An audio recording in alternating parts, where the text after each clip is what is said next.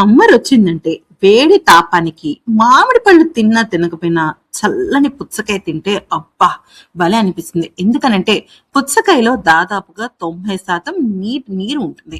అందుకనే పుచ్చకాయని చక్కగా ఒక్క ముక్క తిన్నా కూడా హాయిగా దాహం తీరుతుంది.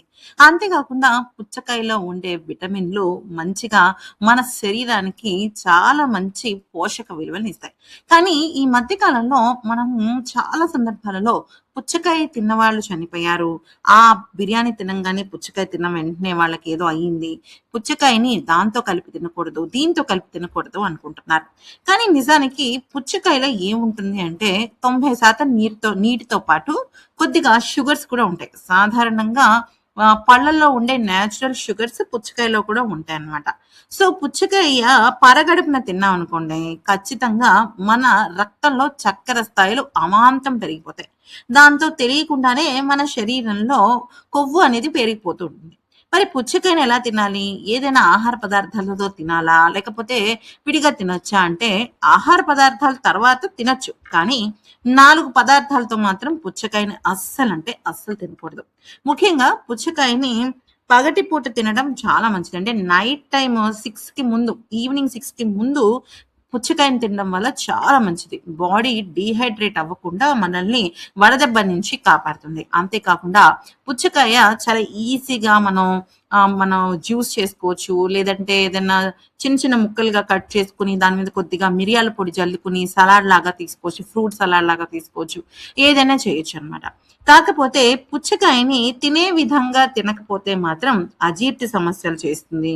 అలాగే కడుపుబ్బరం ఇంకా రకరకాల సమస్యలు వస్తాయి. పుచ్చకాయని ఎప్పుడూ కూడా కొంచెం ఎర్రగా, మరీ ఎర్రగా కాకుండా కొంచెం మీడియం సైజ్‌గా తినాలి. మరి పుచ్చకాయని దేనితో తినకూడదు అంటే పాలతో తినకూడదండి. పాలు తాగిన తర్వాత చాలామంది ఒక అరగంటకో, గంటకో పుచ్చకాయని తింటుంటారు. మరి కొంతమంది చక్కగా పుచ్చకాయ, పాలు 2 కలిపి అలా తీసుకుంటుంటారు. అలా తీసుకోవటం అనేది చాలా చాలా విషపూరితమని చెప్పాలి. ఎందుకనంటే కడుపు ఉబ్బరం వచ్చేస్తుందనమాట. అజీర్తి వచ్చేసి కడుపుబ్బరం వస్తుంది. ప్లస్ డ్రై ఫ్రూట్స్ తిన్నవాళ్ళు వెంటనే పాలు తాగి పుచ్చకాయ తింటుంటారు. అది కూడా అస్సలు మంచిది కాదు. కానీ పుచ్చకాయ మీద సీడ్స్ ఉంటాయి కదా! గుమ్మడి విత్తనాలు, అలాగే పుచ్చ విత్తనాలు అవన్నీ చల్లుకొని అయితే పుచ్చకాయని తినొచ్చు. దానివల్ల మంచిగా బావుంటుంది. నెక్స్ట్ చాలా మంది పుచ్చకాయని షేక్ లాగా చేసుకుంటారు. అంటే జ్యూస్ లాగా చేసుకొని దానిలో కొద్దిగా తేనె వేసుకుంటారు. ఇంకా స్వీట్‌నెస్ కోసం. ఎందుకంటే కొన్ని కొన్ని పుచ్చకాయలు చప్పగా ఉంటాయి కదా! అందుకని తేనె వేసుకొని తింటుంటారు. అది చాలా తప్పు. ఎందుకనంటే ఆయుర్వేదంలో ఈ రెండిటి కలయికని విషంతో పోలుస్తారు. అందుకని పుచ్చకాయని తేనెతో అస్సలు తీసుకోకండి. జ్యూస్ అయినా, ముక్కలైనా. తర్వాత పుచ్చకాయని అరటి పండుతో అస్సలు తీసుకోవద్దు. ఎందుకనంటే ఇది తీసుకున్న వెంటనే జీర్ణక్రియ నెమ్మదించిపోతుందనమాట. సో, మీరు అరటి పండు తినాలనుకుంటే అరటి పండుని మాత్రమే తినండి. లేదు పుచ్చకాయని తినాలనుకుంటే పుచ్చకాయని మాత్రమే తినండి. రెండిటిని కలిపి చాలామంది ఏం చేస్తుంటారంటే కొద్దిగా ఫ్రూట్ సలాడ్ లాగా ఉంటుంది కదా! 2, 3 ఫ్రూట్స్ ఒకేసారి మన శరీరంలోకెళ్తే బావుంటుంది కదా అనుకుంటూ ఉంటారు. అస్సలంటే అస్సలు అలా తీసుకోకూడదు. నెక్స్ట్ దోసకాయ మరియు కీరా దోసకాయ ఇలాంటి వాటిల్లో పుచ్చకాయని కలిపి తీసుకోకూడదు. ఇలా తీసుకోవటం వల్ల ఏమవుతుంది అంటే పొట్టలో చల్లదనం ఎక్కువైపోతుందనమాట. దానివల్ల అజీర్తి సమస్యలనేవి ఏర్పడుతూ ఉంటాయి.